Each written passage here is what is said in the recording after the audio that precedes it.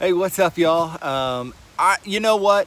I just want to start out by saying congratulations. You survived.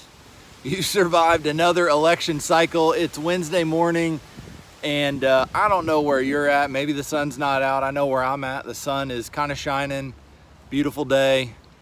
The world is still here. I'm not, this isn't a political post, so I'm gonna stay as far away from that as I can, but just to say, congratulations, it's a new day. And hey, I gotta say, last week, Chuck gave us some great wisdom on worry that is so applicable today. So if you didn't see last week, make sure, just shut me off.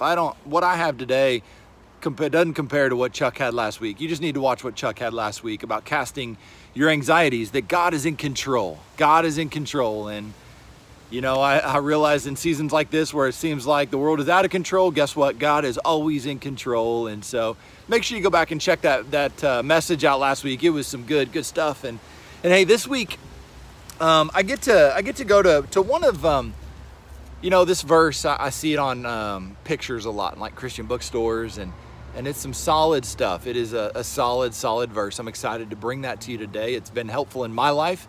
In fact, it's been radically impactful in my life, and I'll share why here in a moment. But it's in 1 Peter 5, chapter 8, where Peter writes, "Be sober-minded, be watchful. Your adversary, the devil, prowls around like a roaring lion, seeking someone to devour." Okay, Peter starts out, be sober-minded, be watchful. Okay, you got to be on, right? You got to be. It's like if you're trying to keep something secure. Let's pretend you're a soldier or you're a police officer. Like, you're always on. You're always looking. You got your eyes open to see for the enemy. And I think, it's interesting that he starts out with be sober-minded and be watchful. And it's interesting, out of a paragraph out of humility, that this is where Peter would go. And I think there's some good reason there. Being sober-minded can mean a few different things. And, you take the one at face value, be sober-minded. Don't be drunk, don't be high, don't do any of those things. And for some of you sitting there, you're thinking, well, yeah, Jason, no kidding. You're talking about Jesus and the Bible. Why would I be drunk, or why would I be high? Well, I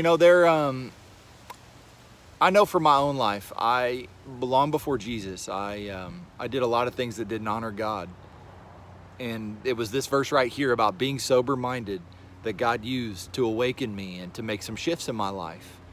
And so, I say that to say, there's a reason why God says be sober-minded. Be clear in your thinking. Be clear in your thinking, because there is someone out there coming to get you.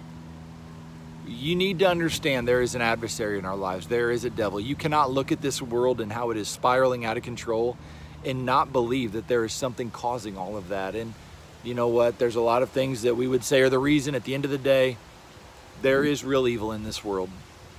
And you need to understand, when you profess Jesus, when you put that cross, when you wash your life in the blood of Jesus and receive forgiveness, you are now the hunted. You're now the hunted.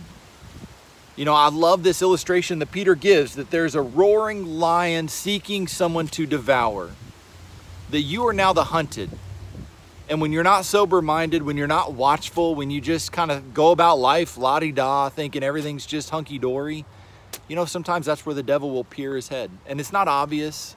Honestly, the devil doesn't just show up with a neon sign and announce who he is. He's very sly, very slick. If you ever see a lion and how a lion hunts in the wilderness, it doesn't just go all willy-nilly and crazy to jump on a gazelle. No, it stalks them. It hides in the bushes, it hides in the weeds, and it's very sly until the last moment. And, I think it's important that you need to understand that. Because for all of us, it's one thing to run and to strive and to grow and become more and more like Jesus. And that's awesome. But as you do, there is resistance. I know in my own life, it seems like I experienced the most resistance right before breakthrough. Oftentimes I can almost tell when something big and something good is about to happen, because I go through almost hell to get there. You need to understand there is an adversary, and he is not for you. But I got the great news is this, that Jesus wins. Jesus wins.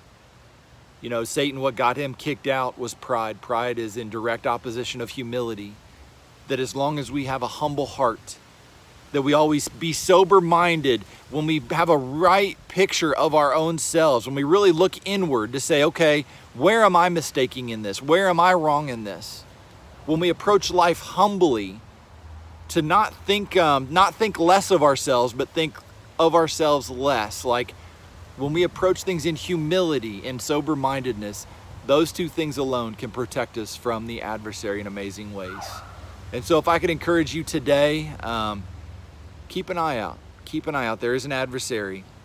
But first, instead of looking outward, look inward. Look at your heart. How's your heart today? Is pride welling up in your life?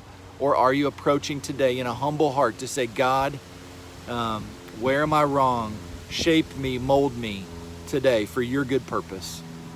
Everyone, look, you know, contrary to what the world believes right now, we are in for an exciting future. God is going to open doors no matter how this election goes because he's in control. Let's be the church. Let's love one another. Let's be examples of humility and extend and being bridges and not barriers. Let's use our social media to be places of bridges and not barriers to preach the gospel through our actions, through our love. Everyone, thanks for spending a few minutes. We'll look forward to seeing you back next week.